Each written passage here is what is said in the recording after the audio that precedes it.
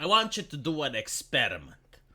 If you have any relatives that do not follow politics, like maybe your mother, or your aunt, or your grandmother, get her into the room. Alright? Get her into the room and show her this image. And ask her, what does she think she is? Like, from what famous movie is this scene from? And then watch her reaction as you tell her it is from Snow White.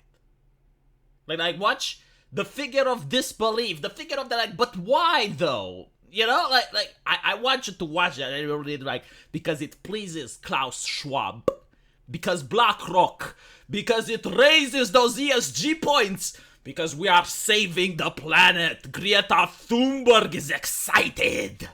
We are ending racismus, mother, one fairy tale at a time.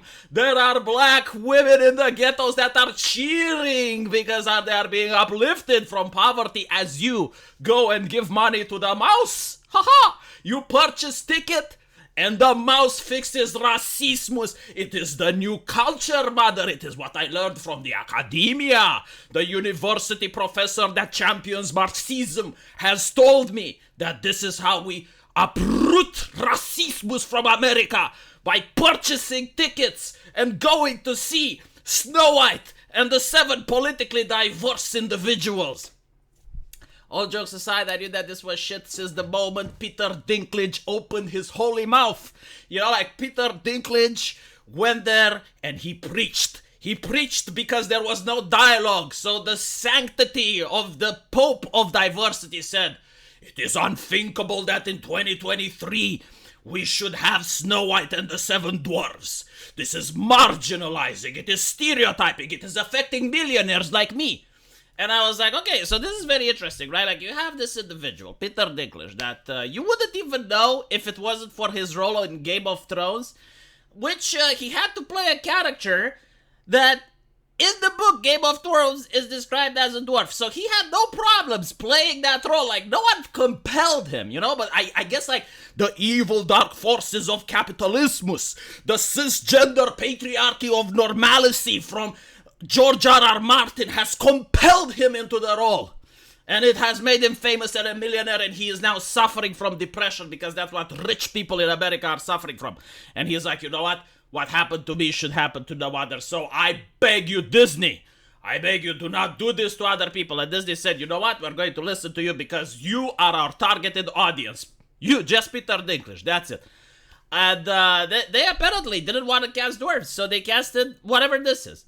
I do not believe that they are going to create a wholesome romance tale. Like, whomever wrote this is incapable. Their brain is not wired to the point where they can create a wholesome romance. They are going to make Snow White to be the girl boss. And the problem with the girl boss is that she's not a team player. And in relationships, you need 2 halves in order to create a whole. So being the dominatrix, Snow White the dominatrix is what Disney wants to write. I don't think there is any room for a prince. Because in the fairy tale of Walt Disney, Snow White is going to be so good at everything that I just do not see any room in that picture for a prince. So there's not going to be a wholesome story. There's not going to be a wholesome romance. Notice how, like, literally, from all of the previous Disney movies, they are just remaking classicals. You know, they used to say, like, men don't like romance movies. That's bullshit. I used to love Disney movies. But none of them have the romance. Like, not a single one of them has that wholesome romance fairy tale anymore. I mean, who needs romance, right? Like, you got dating apps. But still, people are mocking this. Like when they saw this the first time, people were saying, no, this is like a joke. This is a parody. This is the Babylon. No, it's Disney.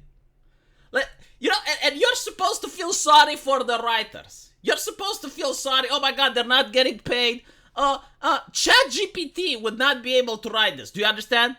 Like, ChatGPT is far more capable and is far more knowledgeable than these writers. Like, how can you beat this bad? No, seriously. Like, how can you write at this particular level when you're given the IP? Like, you already have the script for what worked and what made the story go around the world, like different cultures throughout time. Right? Like, 100 years ago, if you showed Snow White to people, they would have liked it. Just like they like it now if you watch the classic. Like, it's timeless. It transcends culture. It transcends race. It transcends language. It transcends... Do you think this shit will transcend anything? Do you? Like, I just don't need to know anything more. Like, a picture is worth 1,000 words. I'm looking at this, and I know everything there is to know about the writers. I know everything there is to know about the target audience. It doesn't exist. I mean, you know, after the success, the startling success of The Little Mermaid, and even the better movie, Indiana Jones, they're coming with this to the table. Like, I'm sorry, but you're killing me here. Like, you know, like, I can't stop laughing. Please, think about my health. I know that you need to raise those ESG scores in order to get the loans from BlackRock. I know that the American bankers are really important and you worship at their feet. But, like, please, just create something new. Can you do that? Can you create something original? What is the last original thing that Disney has created? Like, people, they have shields, by the way. I think that's original, you know? Like, every new movie, there's a new shield being created. Okay, fine, but, like, even the shills are born to say the argument, oh, well, they need to make this in order to maintain their IP. Oh, fuck off. Fuck off. Like, what IP? What is it? You ruined the IP. Who's going to watch this? Unironically. Do you think people in Eastern Europe are going to watch this? Do you think people in China are going to watch this? Do you think, like, people in Japan are going to be... No. Probably not even in America. I mean, it remains to be seen. But like, this is literally it. This is the marketing. This is the controversy that they do, right? Like they want you to go on forum and complain about this movie so other people go and defend it, and then it gets it trending, right? Like, this is literally it. The way Disney makes stuff right now is like fast food restaurants, right? Like, you go to McDonald's and you have your slop, like, you expect what you're going to get, and that's it. The problem is, like, they have to follow the formula. Like, McDonald's cannot come and invent something new because, like, they have the formula. That's what works. If you go into a McDonald's restaurant and you mix the ingredients differently, it's very unlikely you're going to make something else that's popular, right? So this is why, like, McDonald's doesn't create that much. It's like, well, this is what they have. This is what's working. Same with Disney. They're not going to create anything new. Like, they have their stories, and unfortunately they are shackled by their chains of their ideology, right? Like, they need the girl boss. You can't have, like, an actual relatable human being. It needs to be perfect at everything. It needs to be Megadis.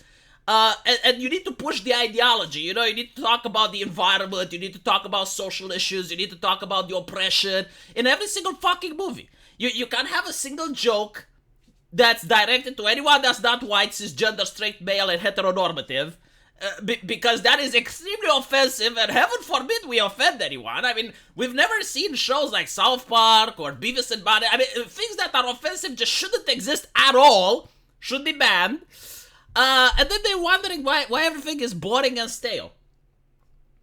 Let me know what you guys think, and as usual, I'll see you in the comment section. Take care.